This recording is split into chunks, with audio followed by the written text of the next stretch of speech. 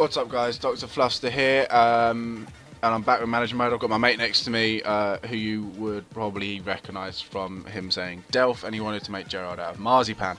But I left last episode with, will the players sign the contracts, won't they sign the contracts, and they don't. Insigne didn't want to leave Italy, even though Napoli is a mafia-run club.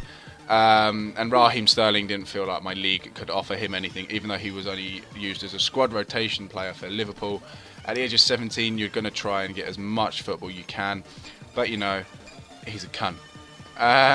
See, who's got a pen? Pen? Yeah, yeah. Got rights? Yeah. Oh, good. I should get FIFA. Oh god. And Bayer Leverkusen come round to me and say that they want 10k for him, 10 million for him. So I say yes, have it. And here I look for some more centre backs, as the ones that I had, I wanted some young guys that had a bit of pace. I inquired about Nastasic because he's a young and he's quite good. I wanted Joel Matip because I know he's got a bit of pace on him, and I knew that 5 million would be going for him. Shut up about the pen. It's a pen. So I don't go for anyone in my league for the fact of in leagues above, because I know they won't come. So I go for people in the French league, bring them into the thing. I offer 11 million, which is over the asking price of maximum asking price of 10.2. But I thought if I offered that, I might get him. And then I searched and I find Maicon, and I didn't know there was a centre back called Maicon, but for 9.7 million, that is pretty much a steal. And they both accept it, so I offer them their contracts. I offer them a little bit more than what they actually asked for, just to make sure that they come to the club, because I could do with them. As you can see, their Bayer Leverkusen deny the contract offer. So, but luckily enough, I get Dejan Lovren and Maicon for my new centre backs. That will mean that half the Leeds players won't be playing anymore, but to be fair, I need them. Kisnorbo isn't the best and stuff like that. Like the Leeds, they're all in the 60s, under 70s, whereas these guys are in the 70s above. So it is all good. Right, we are now, that is transfer deadline day done. Sorry about half the video being transfers, but it's got to be done. We come up against our first game, which is Birmingham. Now, we beat these guys in the Capital One Cup in the last round. So it is now against them in the, what's it called? Empire Championship. And there, my defender being an absolute twat, and the goalkeeper not doing fuck all. Which is normal on FIFA 12, as it is a pile of wank. Do you not have anything to say? I would have bought a yacht for 9 million. I wouldn't have bought a player.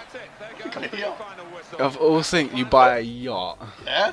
I'd buy at least a couple. I'm sailing, bitches. Oh, dear lord. I'm sailing. But as you can see there, after the 2-1 win, after the 2-1 win against Birmingham in the Cup, we lose 1-0 to them in the Championship, which is all good. But here is some beautiful play from Maynard to get around my defenders, basically, and then just slot it past the keeper. That's why I'm looking out for a new keeper. I need someone that can get to that. But Juve, being the super sub that comes on at 60 minutes, gets the equaliser. I was going to say the rebound goal, but nothing happened. And here I was a bit pushed. 90th minute, they're coming in for some, what's it called? They're coming in with some corners. I've got to be able to keep them out in the 90th minute especially. We all know how bullshit FIFA is when it comes to the 90th minute. But luckily enough, he heads it wide and over the bar completely. And I managed to pull out the win from a lucky super sub from El Hadj Diouf. And then we come into our third game. Shut up. What a name. And then we come into our third game against Bristol City. As you can see there, they're on a winning streak of 2 against Cardiff and Rotherham. Unless they were on a losing streak, which I don't know how it works. But here we go. Paul Ince running down the wing, plays a lovely ball into Hogg, who puts one into the box. Becchio goes for the spectacular, which doesn't quite come off. Comes back out to Danny Pugh. Neto Barola to Becchio. Out to Thomas on the wing. And I genuinely didn't realise that I hadn't edited it all down. Oh my god, that was a very long. And the team in white. Okay. I've been cheering a long time. Oh god. But a lovely goal there from Thomas Ince. Good old Paul Ince's son. And Neto Brola, they're using his pace to get past the player.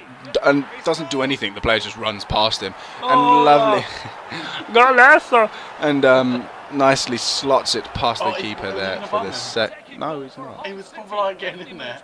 He won't. But Bristol City on the 50th minute managed to pull back with a nice spectacular goal from Skuse. What a name. Skuse.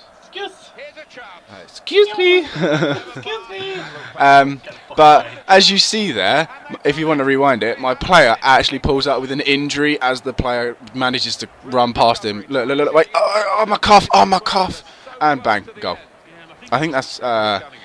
yeah, and I then lose that player. But that is the end of this video. You want to say goodbye or whatever? No, I'm right. I'm just going to watch FIFA. Alright, I'll talk to you guys later.